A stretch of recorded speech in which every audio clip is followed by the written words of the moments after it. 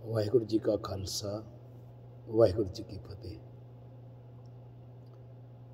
सारे संसार को आज परम भगत श्रोमणी भगत भगत नामदेव जी के प्रकाश उत्सव पर लख लख बधाइयाँ ਅਤੇ लख लख खुशियाँ।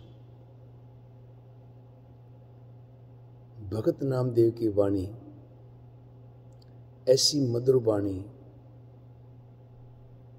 जो हमें सीधी डायरेक्ट उस मालिक, उस बीठल, उस अकाल पुरख के साथ जोड़ती है, जिसको पंचम पातशाह गुरु अर्जन देव जी ने समर्थ गुरु मालिक धन धन साहिब श्री गुरु ग्रंथ साहिब में दर्ज की, क्योंकि उन्होंने उस अकाल पुरख की उस्तत की। जिन संतों भक्तों ने उस परम पिता परमेश्वर को अपना इष्ट मान के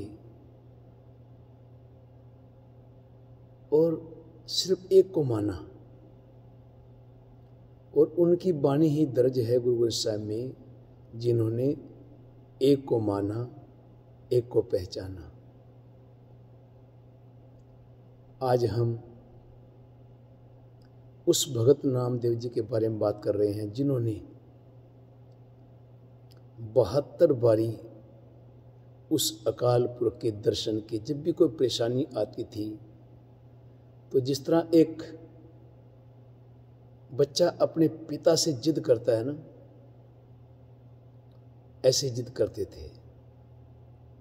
और जिद के आगे, प्रेम भाव के आगे उस वाहिगुरु, उस परमात्मा, उस बीठल को आना ही पड़ता था। उन्होंने लगातार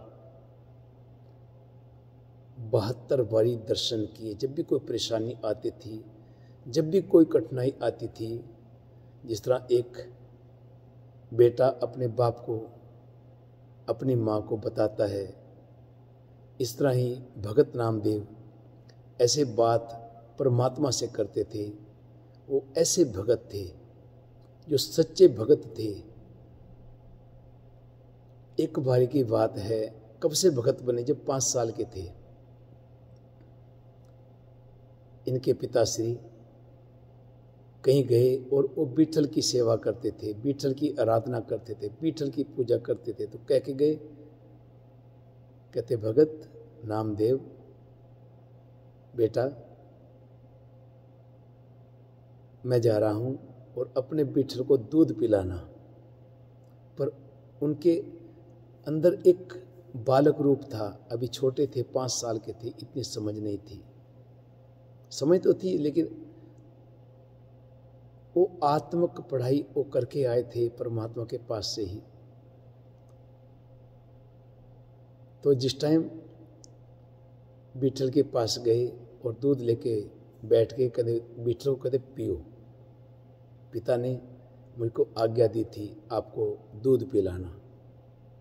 तो वहाँ संगत भी बैठी थी, तो सबको पता था बीठल दूध नहीं पीते, पत्थर की मूर्ति है।